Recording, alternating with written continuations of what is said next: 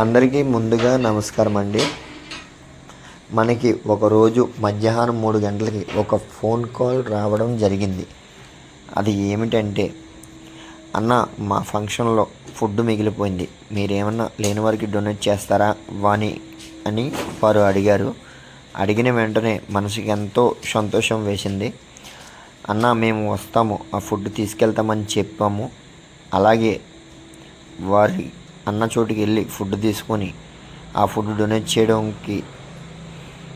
చేయడం జరిగింది.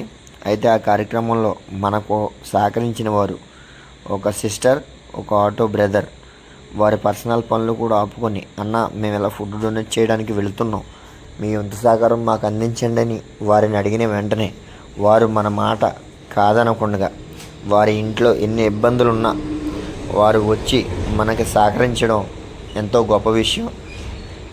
ఎంతో బాధాకర విషయం ఏమిటంటే, ఆ సిస్టర్కి 2 పిల్లలు ఉన్నారు. ఆ సిస్టర్ ఆ టైంలో బయటికి రాలేని పరిస్థితి. అయినా కానీ ఒక 10 మందికి భోజనం పెట్టే కార్యక్రమంలో మనం కూడా మన వంతు సహకారం అందించాలని ఆ సిస్టర్ మా కూడా వచ్చి లేని వారికి భోజనం వడ్డించే కార్యక్రమంలో ఎంతో కష్టపడి కృషి చేసింది. అలాగే ప్రతి ఒక్కరూ తమ వంతు సాయం లేని వారి కోసం చేయాలని మనస్ఫూర్తిగా కోరుకుంటున్నాం. అలాగే మా ఫంక్షన్లో ఫుడ్డు ఇంకా లేని వారికి పెట్టాలి అనే ఆలోచన వచ్చిన ఆ కుటుంబానికి ఆ భగవంతుని ఆశీస్సులు ఎప్పుడూ ఉండాలని మనస్ఫూర్తిగా కోరుకుంటున్నాము.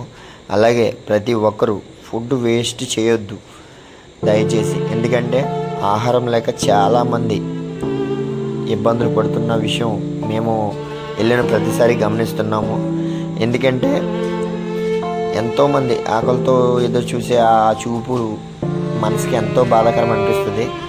అలాగే ఇంత మంచి కార్యక్రమానికి శ్రీకారం చుట్టిన ఆ నూతన దంపతులిద్దరికీ ఆ దేవుడి ఆశీస్సులు ఉండాలని, అలాగే ఎంతటి మంచి ఆలోచన వారికి ఇచ్చినందుకు ఆ కుటుంబానికి ఆ భగవంతుని ఆశీస్సులు ఉండాలని మనస్ఫూర్తిగా కోరుకుంటూ, అలాగే ప్రతి ఒక్కరూ లేని వారి కోసం ఆలోచించి లేని వారి కోసం మన వంతు ప్రయత్నం మనం అందరం చేసేలా ఉండాలని మనస్ఫూర్తిగా కోరుకుంటూ అందరికీ ధన్యవాదాలు.